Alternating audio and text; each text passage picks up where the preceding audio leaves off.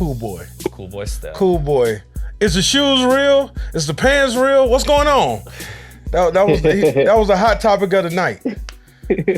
How is he in the casuals? How in my house? How is he in the ring with Timbs? I was like, bro, they not Timbs, bro. They just look like it. How he in the room with jeans? They don't understand swag and style, cool boy. Tell them where you came up with that, bro. Oh man, what's up, y'all? What's up, man? What's up, Steph? I came up with it with the shoe surgeon. I sent him a couple ideas that I liked, and Timberland was one of them.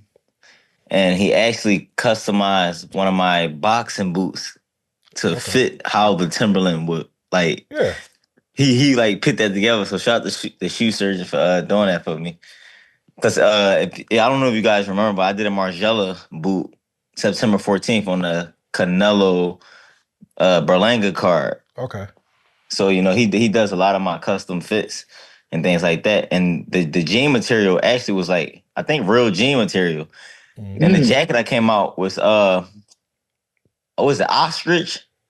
I can't afford it. I can't afford it. So I can't afford it. Well, I don't know. I wear cotton. Yeah. So he used real materials and things like that. Yeah. So and then he said we're gonna go with some jean and some ostrich tonight. Yeah. They just came all together. I like that like Carhartt jacket type of look. I had my my red like Phillies type of hat, but it had my logo on it. Like so, yeah. I felt like I wanted to take it back to like where how we dress, like where we come from, like, the culture. Putting in work. Go ahead, y'all. Listen, man, we saw you get in the ring with Castro, and that was a long night for you against Castro. Coming into this fight, a lot of people didn't feel like you could win this fight. A lot of people actually didn't think that you were going to make it the distance in this fight. Mm-hmm. I'm proud of you, bro, because I said, based on how he fought against Castro, I don't see how he can stand up to Brandon Figueroa at 126. I like your honesty. At 122. But I did a preview of the fight. And I said, and I was proud of myself too, because I said this dude. I said, cool boy gotta be on his toes. He gotta be jabbing and he gotta be turning. He can't stay stationary. You went toe-to-toe with him so much in the first fight. I wasn't convinced that you weren't going to go toe-to-toe with him in the second fight. But, man, just a phenomenal job. Tell us about camp and preparation for this fight. Camp was amazing. We worked a lot on the things that I've done in the ring. I feel like I could have utilized a lot more that we've done in the in camp as well, though, as far as like my feet movement. So I'm going to work on that as far as my next go around. What we actually worked on was like my separation of stepping back and staying out of range when he gets to throwing or try to make it a dog fight. And I feel like those early rounds, like the first 4 rounds, by him trying to switch up his style is what gave me the lead ahead. I feel like if he was going to do anything, he should have enhanced how he already fight and not try to switch it up. Yeah, was he getting a little too cute with that early? Yeah. And it backfired on him? Yeah, I feel like that backfired a lot because the type of fighter like I feel like styles make fight. So if you know the type of fighter I am, I'm a slick fighter. I feel like you can't sit back and wait on a slick fighter.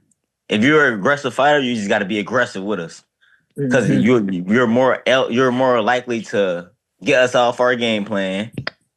Sean, because you're an aggressive fighter, so you make it rough for him. I'm over here like, why he telling the secrets? Like, you ain't done yet, bro. No, because at that point I got so many styles I can just adjust. Go ahead. One more from me because I didn't get to see how the conversation was in the corner, but I know Bozy, the way he coaches, it's almost like a conversation. You know what I mean? What was the corner like during the fight? Oh, the corner was amazing to me because I feel like they all were like piggybacking off of one another. Like, stay off the ropes. All right, listen, you tell him to stay off the ropes. All right, look, you let him breathe, allow him to breathe, take deep breaths. Like they were monitoring how I was, my intake as far as my breaths and things like that, my energy. And while the other one was more so giving me a game plan of, look, stay off the rope, bring it back to the center of the ring. Keep him on the center of the ring. The other judges can't see you when you're back against that rope. Yeah, you're making it clean when you lean off the rope and you're hitting with uppercuts, but the judges can't see that. So once he let me know that, all right, so now I got to try to keep it back in the center of the ring. And, if Figueroa's going to make it a little rough, tie you up, hit you right here, hit you over there. So sometimes it might be a little rough, but I feel like the corner did an amazing job as well. Yeah, somebody asked me making bets. They like, who you got in that fight? I was like, probably maybe Fig because of bigger. We're going up in weight. But I said I walked in to watch Shawn spar Shakur. I don't know how long he was running, but Fulton was running about 15 minutes when I was in there. He got off the thing, not breathing hard at all. So I don't know. Yeah, that was crazy, right? Yeah, that was crazy. I don't say nothing to you. I was just checking it out. I'm like, my man, just observing. You was in shape, bro, for this fight. I was. And what's the standing up thing in the rounds? What's that standing up between the rounds? What's that about? Me personally, I can't speak for everyone else, but I feel like you get more tired when you sit down and got to keep getting back up. It's more pressure and more work from you got to keep getting up. You ever been dead tired from sparring or like training or fighting, and you sit down, you don't want to get up, but then when you got to get back up, it's like, Yeah. I feel like that's what it is, So we don't sit down in the gym when we're sparring. So I feel like when you create those habits. Had I created a habit of sitting down in the gym at the sparring, then maybe that would have been a little bit more easier for me to do in a fight. Mm-hmm. But I feel like I don't want to do something that I'm not used to doing. My dad used to do. My dad, the closer we would get to fight night, my dad would turn the clock from being a 30-second rest to a minute rest. And we were training. One day I came back to the corner and he had the stool in the corner. And I was like, what are we doing? He said, sit down. You know what I mean? It was a camp. I was having like a rough time in camp. And my dad was like, I'm going to fix everything that I can before we get to fight night. And we actually started sitting down, like a week before the fight, we would sit down in the corner and things like that. Yeah, so it's like you got to implement the things that you want to do in fight. Like they say, however you train is the way you going to fight. Mm-hmm. Go ahead, Zittel. Right. Steven, man, congrats, brother. Like Shawn said, man, I picked Figueroa too. Although when we got to fight week and we talked a couple days before the fight, I was like, this guy's coming in with the right kind of meanness in this fight. He was ready to just let his fists do the talking. Mm-hmm. He wasn't with this heading into the fight. And I said, ooh, I might get this one wrong because he's coming in mean. And huge credit to you, Steph. And we had a funny moment after the fight last night. He's walking 30 minutes after he's won the title. He's got his WBC title. And I go, Steven. And he looks at me and I just go, yeah, that's what I told you. And so hats off to him, man. But Steven, man, it's good to see you so happy and smiling, like what did this win do for you in that regard, man, internally? I know it hasn't been the easiest last year and a half or so. So how good does this just feel, for you? It feels amazing. I can't lie. It feels amazing. I'm just taking it all in right now. I feel like I'm just truly blessed at the moment. I'm just taking it day by day, enjoying my victory. I wasn't overlooking anyone or my opponent. And I feel like all of that played a major role and key to my victory. Just not overlooking, not worry about what's next, but just focusing on what's in front of us or what's in front of me. Because I feel like us as people, we always worry about what's next. As soon as you get a new car, you're like, yeah, but I like that car. But we just pray for that car we just pray for the car that we're in, but we're not, appreciating it that as much. So I feel like that's what I'm just doing, appreciating where I am in life, how far I've came, and just really embracing those moments now. And that played a huge factor in my spirit, my energy, how I trained. I just embraced everything. Like I was on the road going to DLX boxing gym to train for this fight again, like last week, and I just was sitting there in the car, like, damn, I'm really about to fight out Vegas again, man. And I'm just it's dark. Got the nice little tunes playing. I'm like, if I about to fight out Vegas again. Like as a kid, I always wanted to do this. I'm like, now I'm at another big arena, fight for another world title, and it just made me just realize like we have to embrace these moments and live in these moments and stop overlooking and worry about what's next. What's next? What's next? Like everyone always asks you that after you win. What's next? Well, what's next for you? What's next? And what's next for me is to just focus on this victory and enjoy it for the moment. Just enjoy it. Yeah. And then maybe next month, then we'll focus on what's next. But just live in the moment. Was it extra sweet for you? Obviously, you win the first fight, but from Figueroa and then from fans, it was like, yeah, but did he actually win? I think Figueroa, he pressed him all night. Was it nice now to be like, all right, you talked all that after the fight. You said all this from then till now. Now what? Exactly. No, that was very sweet because it was like he was saying he's going to knock me out. I'm not leaving it to the judges and this that, and third. And it's like I feel like he was doing a lot of talking. And when you've been a guy who's came off the canvas, been stopped or been through so many things in your life, it's nothing that you haven't seen that's normal that a guy like that can bring to you. So it's like when you hear them saying this, it's just like, bro, you're not saying nothing that I haven't been through. Yeah. I don't really give a F what you talking about. Let's just fight. And that's how my mindset was with that.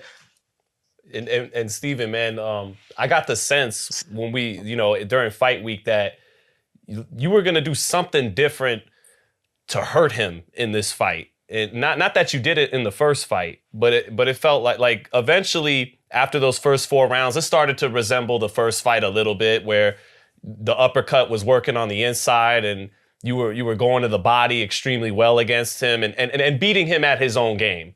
But in those first 4 rounds, again, like Shawn said, I didn't think you'd be able, looking at the Castro fight, you'd be able to stay out of a war from the jump. Mm-hmm. But he was a little cute early, right? And that kind of worked to your benefit. But I felt like that right hand that you were hitting him with in the first 4 rounds, you were sitting down on it hard as ever, if not harder than ever. And that got his respect. Was that one of the adjustments heading into this fight, that, sitting down on that right hand and getting his respect, in a way that even more than in the first fight. So, yeah.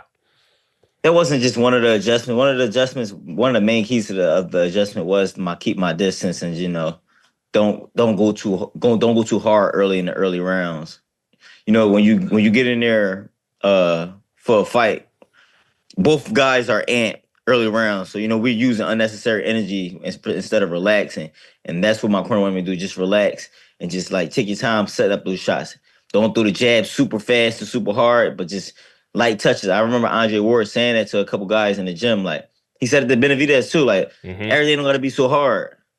Throw a nice little pat. Then it sets it up for the big shots later on. So them early rounds, I feel like I was kind of trying to let the right hand go pop. So I kind of could see what you were saying.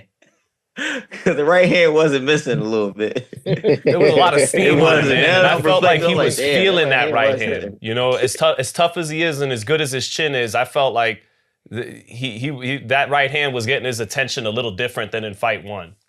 Yeah, and I feel like his power wasn't there as much either. I feel like his power wasn't there as much. That was odd to see. He had no steam or snap on the shots on the inside. I don't feel like his power was there as much. And as far as the Castro fight, that was my first fight back after damn near a year. So that's why I feel like it was ring rust with that one.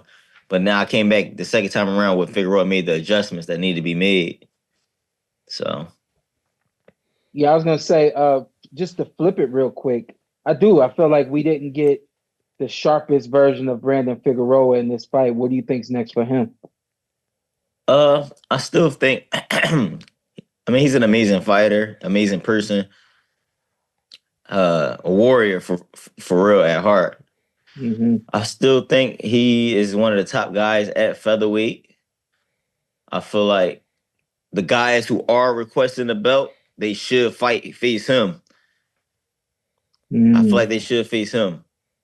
Whoever is requesting the belt or the up and coming guy, I feel like they should face him to see if they're really, really ready for the belt holders. Honestly. Are you referencing Bruce Carrington in particular? Yeah, that's what I was about to say. Shoo mentioned your name, said he think that's a good fight, and he'd say I'm better skilled than what he. He believes he'll win the fight, and he'll beat you. You feel like he needs to fight? Go ahead. I mean, he's saying everything that he's supposed to say. He's supposed to believe in himself. He's, you know, a up and coming fighter. He's supposed to believe in himself. He's supposed to say these things. You know, I was once on that under the stick. When I was calling fighters, I was like Daniel Roman, who never gave me a chance, and then I wound up having to give him a chance. So I understand where he's at. He's not being disrespectful with it, and that's the main thing, that these fighters don't, you know, just get disrespectful, because then that really can cause you to miss out on an opportunity or something else. But I feel like guys like him too should prove themselves against a top level opponent before they just face a world champion. Honestly, like a Figueroa for him to be good. Yeah, that's how it was back in the day. Yeah. Exactly. Yeah, you got to earn it. Because with all due respect, I'm not sure who all he's fought, and I'm not sure if he's ever faced a former world champion or like a top contender. Suleiman Sagawa, he I'm not upset sure. Ruben Villa. Ruben Villa, I think he may have been like number 1 for the WBC, Ruben Villa, and Suleiman Sagawa upset him and then gave Bruce a tough fight, but that might be his best win, but. Yeah, well, like I was saying, like those type of guys, Brandon should be like, he should be one of those guys that are mentioned for the guys that want to come up to become world champion as well. Hey, before you get out of here, let's get your thoughts on the main event. Were you able to catch the main event? I have one more for him. I Go was ahead. going to ask if the Eagles are going to get it done next week. Yeah. Come on, man. Go Birds. Dumbass bird. You're going 15 on 11, Steph. Dumbass bird. The Chiefs got the refs. I went to the Browns game this year, bro. When they played the Browns in Philly. This motherfucker said the Browns. Bro, I'm walking in. Look.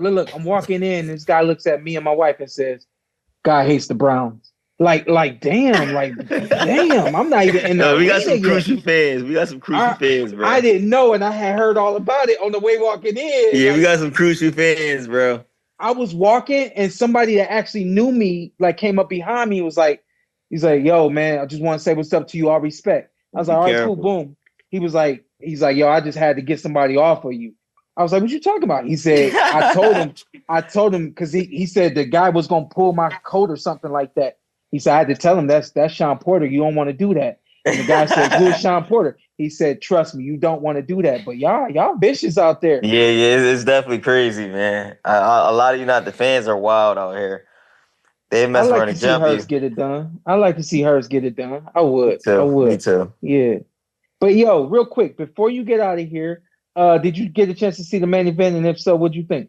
I seen little bits and pieces of it because I still was in the back doing VADA and changing and things like that.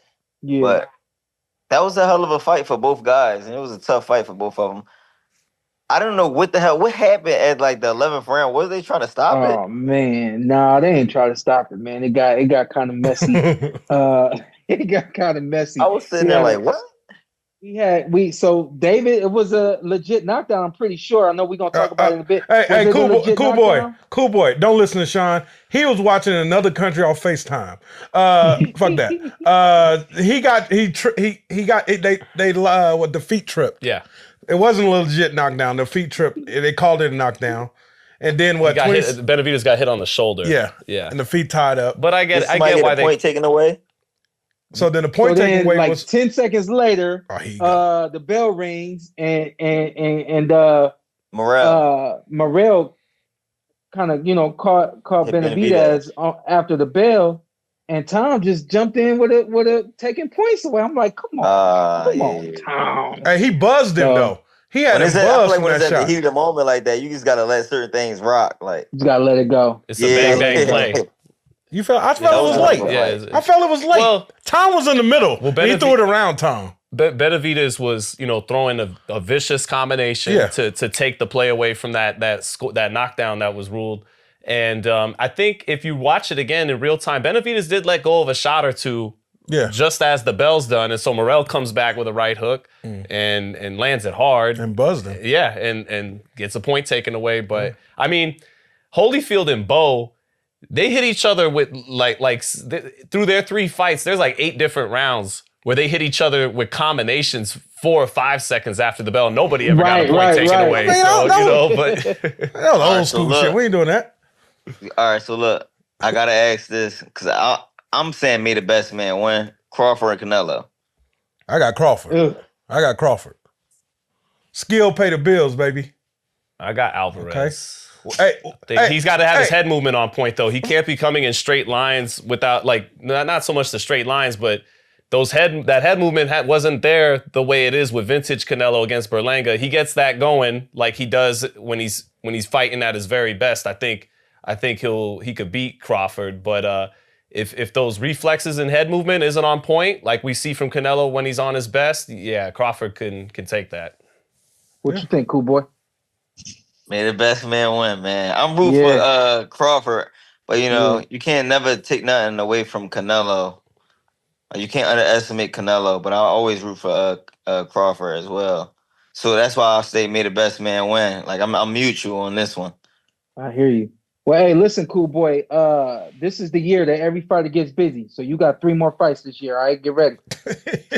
God damn it. I got you. Appreciate your time, big dog. Thanks, y'all. Blessings, Go man. Birds. Congrats. Go Birds. Congrats, Steven. Go Birds. Go Birds. All right, thanks, y'all. All right, appreciate y'all. it. All right, now.